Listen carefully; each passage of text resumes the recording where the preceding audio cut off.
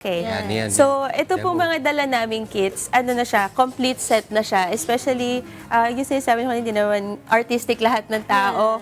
So, sa isang kit, kasama na po yung board, yung colors, tapos yung instructions, yung tools.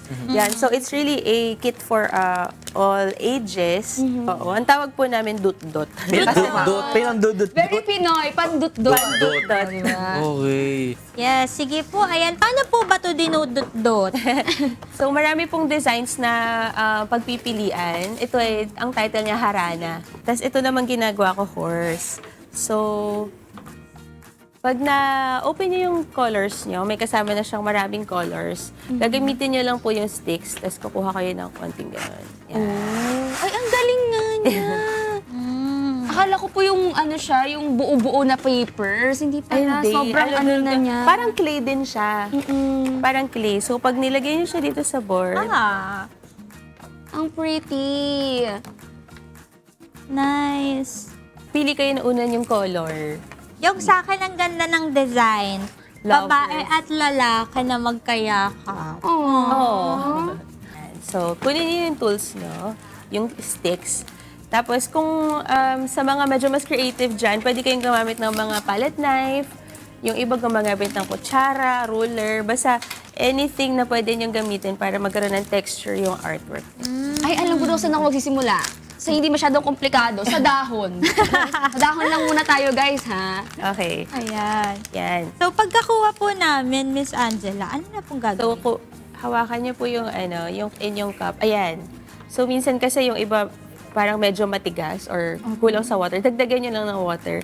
Depende kung anong gusto nyong softness or kung saan kayo nadadalian.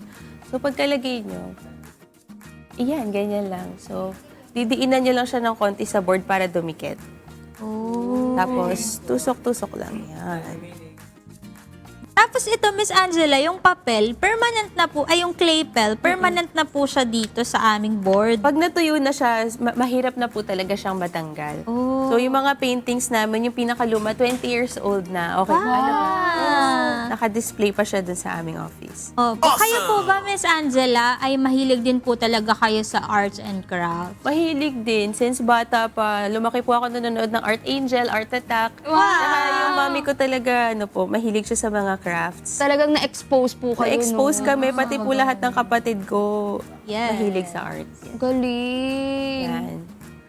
Tapos Kapag- medyo nakakagigil siya gawin, no? So it's really for the mental health and True. Tsaka matututo ka talaga mag-focus. Correct. Pati yung yung eye-hand coordination, mapapractice.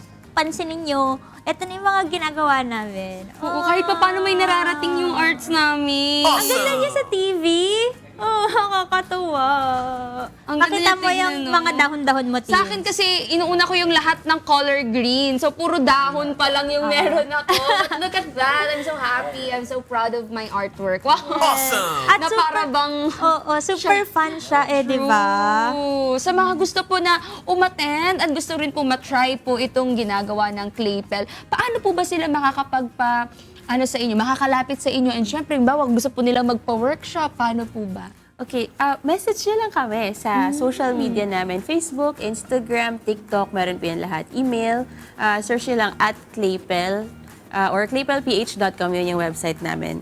Tapos kung gusto nyo naman matry, bumili, available po to sa mga selected branches ng National Bookstore, Art Bar, Rustan's, Toy Kingdom, yun. Yung mga ganun. Or order online, Shopee, Lazada. Yung, ang dami na pala pwedeng mapagbilhan itong Oo. Claypel. Kaya may enjoy na po to ng lahat. Basta bisitahin nyo lang sila sa kanilang mga social media accounts and dun sa mga branches ng mga stores na pwede or meron pong available na Claypel. Yes. Thank you so much po, Miss Angela Morales, sa pagbisita po and syempre sa pag-share ng inyo pong inspiring journey. Paano nyo po sinimulan itong journey ninyo sa Claypel. At syempre sa inyo pong mommy. Hello po sa mommy ni Miss Good morning Angela. po. Thank you po dahil sobrang artistic ninyo. Pati po kami ay nadadamay. Tama.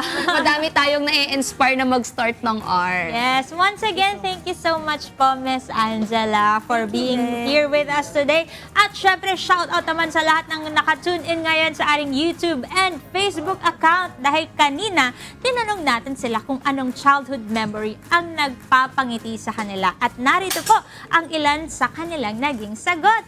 O eto na, di ba? Hinihiling niya na sana mapili siya. Eto galing kay Jaja Albina. Nagpapangiti sa akin ng childhood ko ay makita kong masaya at buo ang family ko.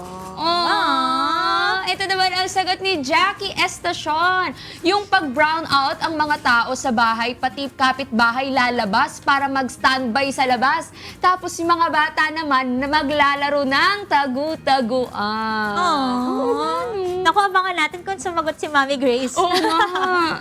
Feeling ko hindi. Feeling ko tulog pa siya. Oh. Sayang. Oo, kayo naman. And ito na nga, ito naman, may nag-comment din, sabi ni Don Mark Tumanlao Jr. sabi? Ang childhood memory na nagpangiti sa akin ay kapag pumupunta ako sa mall kasama ang aking pamilya at mga pinsan. Ito na mga sabay, message nyo lamang po ang official Facebook page ng Good Morning Kuya para malaman kung paano maklaim itong mga starter kits ninyo. Yawn! Yun, oh.